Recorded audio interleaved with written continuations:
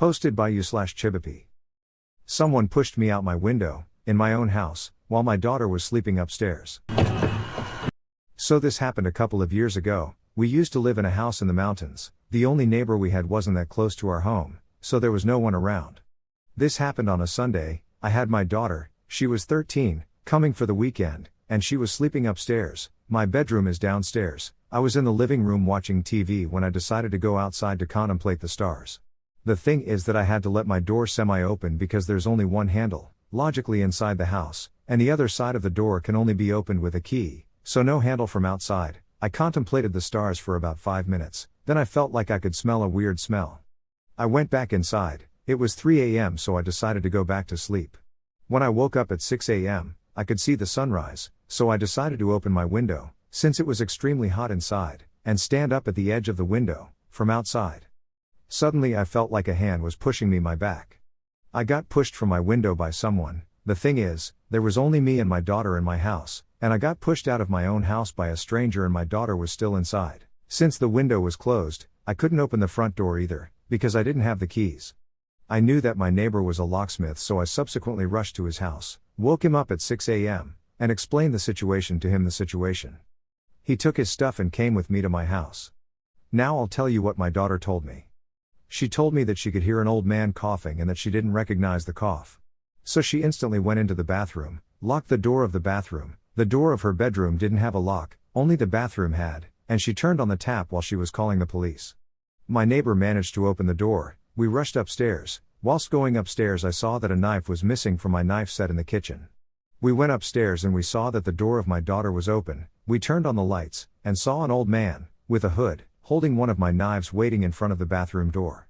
My neighbor and I beat the living shit out of him and waited until the police came. The man got arrested and the week after that we moved into another county. Posted by you/Sassy Pants. Why I make sure my daughter could call for help. Years ago, I pushed hard to make sure my daughter got a cell phone at a pretty early age, around 12. My former spouse did not understand why this was such a big deal to me. I could not explain it at the time, but I had a reason why I needed her to have a phone, and part of it was from my own experience as a young, 14, babysitter. I loved babysitting for Jack and Diane. Not only were they the coolest couple ever, but their kids were sweet and so fun. They had a little toddler boy, Matt, and John, the baby. Jack was a biker, and he often picked me up on his Harley, which was the most amazing thing ever, and his wife loaned me a lot of her leather clothes to wear to rock concerts. They went out partying a lot and paid well. It was like a dream job. They were out clubbing that night. I had put Matt to bed and rocked John off to sleep. It was a cold night, so they had taken the Mercedes instead of the bike. It was so late. Even with checking on the sleeping kids regularly, I was getting sleepy. It was never an issue. They did not mind at all if I dozed off to sleep, which I did this night. I woke up with a start, heart pounding. I have no idea what woke me up. Neither kid woke up, and there was no noise, but for whatever reason, I was wide awake and terrified. I had just gotten my panic under control when I heard a car door slam shut. I looked out the window and saw they were home, so I went to open the front door.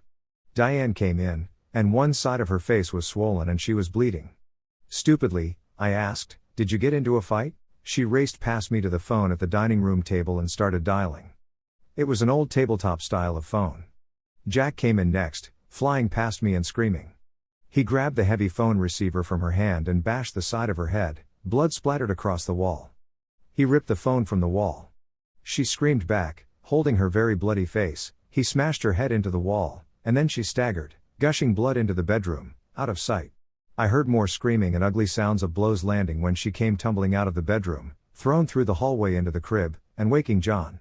She crawled out of the room as he cried, and Jack dragged her into the hallway and screamed at the baby to shut up. I was terrified and did not know what to do, so I went and grabbed the baby, cuddling him and turning him away from the image of his dad, straddling his mom and choking her. The silence as he settled was almost scarier than the screaming. Was she dead? I got John settled again and came back out into the living room. I did not know what to do. Diane lay on the floor, broken, bleeding, barely recognizable, but somehow still breathing. Jack told me to sit down as he dialed a number on his cell phone. I slowly perched on the edge of the couch. Diane crawled to me then, gurgling words past the blood. She begged me to protect her babies. I just kept thinking that I was just a kid too. Soon, A bunch of Jack's buddies was there. A few of them said they would take Diane to the hospital. Jack asked if I would stay with the kids. Diane started screaming if I stayed, he would rape and kill me. I said I just wanted to go home. One of the guys said he would call his wife to stay with the kids. They left with Diane. Jack looked at me and told me to get in the car, he would take me home. I had no way to call for help or a different ride.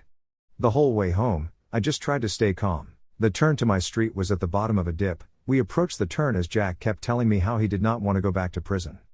How he would do anything to not go back to prison. I kept nodding and agreeing as he took his foot off the brake and drove past the turn.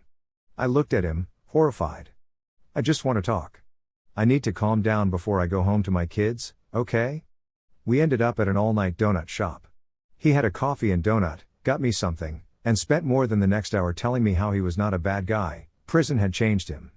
I was less than 5 kilometers from my home, but no way to call for help, and no one knew where I was. I just tried to be supportive and agreed with everything he said. He paid me $50, which was a lot back then. Finally, we got back into the car and he drove me home. It was one of the longest nights ever. I woke up to a police cruiser outside my house. Diane refused to press charges. About a week later, I got a letter from her, apologizing for everything, taking all of the blame. Sometimes I wonder if she left before he killed her. I wonder if those sweet kids grew up to be good people. So that is one reason why I made sure my daughter had a way to call for help. Posted by you/Dallas Mystery Love. Werewolf Lane in Tyler, Texas. Okay, it's time for another creepy encounter from my young adulthood. When I was 19 to 27, I lived in the East Texas city of Tyler, Texas. This was 1985 to 1993. During the time I lived there, I often heard stories about a mysterious place called Werewolf Lane, in Tyler, where, allegedly, devil worshippers are supposed to be seen. It was a typical teenage urban, or rural, legend type thing. You stop your car on the bridge near the cemetery while driving over it at night and it won't restart. A friend of a friend's cousin's friend's girlfriend's brother once saw a fill-in-the-blank spook there, someone once got murdered there, etc., blah, blah, blah. I never really took any of the stories seriously. I first heard about the place from friends of my brother's. He went to high school in nearby White House, Texas. My brother's friend Dirk claimed that he went out there once in the daytime and someone shot at his car. He believed that he may have got too close to a meth lab and that the legend of Werewolf Lane was started by others who had also gotten too close to someone out there who didn't want to be seen. Another friend of my brother's, Nathan, believed that Dirk just got too close to someone hunting and just heard a stray shot.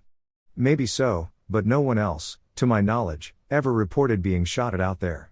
My friend Matt, however, told me that stories about Werewolf Lane go back at least as far as the late 1930s, because, he said, his dad heard stories about the place when he was a kid. Matt's dad was old enough to be his grandfather. Hearing that, I got curious and wondered what could have given rise to the legends about the place, and what could be so spooky about it. Well, the place they called Werewolf Lane in Tyler. What is now called Marsh Farm Road, in Tyler, Texas. Back in the 1980s and early 1990s, Loop 49 didn't exist yet, and the area wasn't as developed as it is now. There was no housing development down there, and the road wasn't called Marsh Farm Road then, it was called Skidmore Lane. That was the official name. Anyway, everyone called it Werewolf Lane. I was never able to determine how it came to be called that though. In the 1980s and early 1990s, going toward Jacksonville on Highway 69, when you got to FM 2813, instead of turning right onto the farm road, you would turn left onto Skidmore Lane, and follow it down to Barron Cemetery. The cemetery was old and run down even back then. Legend had it, groups of black-robed people worshipped the devil out there at night, in the cemetery. The entire road was very creepy and spooky, even in the daytime, because the trees' branches overlapped each other over the street, forming a kind of tunnel. Additionally, for some weird reason, there were hundreds, if not thousands, of glass bottles tied to strings and hanging from the tree branches near the cemetery. It was spooky as hell. How did whoever put them up there get them up? And why? What were they there for? Well, my brother worked at the Dairy Queen in nearby Gresham, which was off of FM 2813, the other direction. In 1986, when I was 20, my brother didn't have a car but I did, so I would always go pick him up after work. Because of where we lived, I had to go south down Highway 69 toward Jacksonville, and turn right on FM 2813.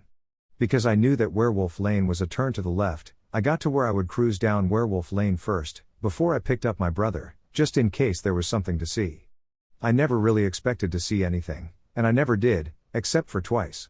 One day when I went to pick up my brother, who got off at 3 p.m. I cruised down to the cemetery to turn around and come back out. It was about 2:40 p.m. Lying in the road in front of the cemetery was what appeared to be a skinned dog.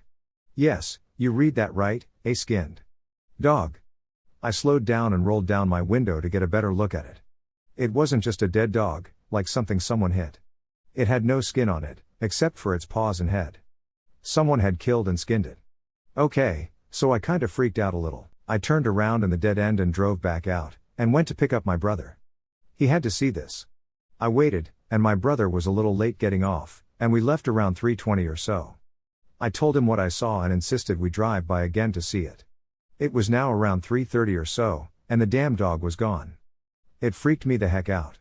In just under an hour, the dead, skinned dog that was lying in the street in front of the cemetery wasn't there anymore. My brother thought I made it up, but I wasn't. I don't know who, why, where, or anything, but there was a freaking dead, skinned dog in the street an hour ago and now it's gone. After that, I started to wonder if maybe somebody did do weird stuff out there. Maybe it was just a hoax, to mess with the heads of someone going out there? Maybe the idea that it was close to a meth lab was true, and this was some scheme to scare people away? I had no idea, but I went out there one more time a week or so later. I don't remember why, but I wasn't picking up my brother. It was daytime though. As I passed the cemetery, I noticed a car parked on the side of the road, with the hazard lights on, and a woman sitting in the driver's seat. The woman was a black woman and looked very old. She could have been in her 80s or 90s.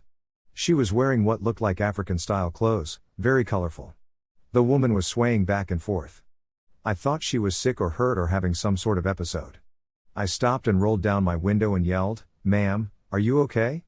She didn't answer me. I called out twice more, asking if she was okay or needed help, and she didn't respond, so I left. It was creepy weird as hell. Based on her clothing and the way she was swaying and moving, and based on the dead dog I had seen and the weird hanging bottles in the trees. I began to wonder if maybe voodoo or some other old slave traditional religious practices might be at the root of the whole Werewolf Lane legend. I mean, the legend goes back to at least the 1930s according to my friend Matt's dad, so what if this was a place where slaves and former slaves had come to secretly practice voodoo or traditional African religions, and sometimes still do? I decided to see if I could find out. I asked a reference librarian at my university's library, and all I was able to find was that the area near Werewolf Lane had once been a community for freed slaves, so maybe I was onto something. Also, I found a reference somewhere to the hanging bottles. Supposedly it was a tradition in some southern areas, not specifically southern black, that bottles would be hung from trees on strings to ward off evil spirits. Supposedly. The noise from the clanging and the wind of the bottles scares off the evil spirits. I'm going to look that up again. I forgot all the details on that. Does anyone know about that? So, that's it. I never actually saw devil worshippers or anything, but I did have 2 creepy weird experiences there. If you Google Werewolf Lane, Tyler, Texas, I'm sure you can find other stories about the place.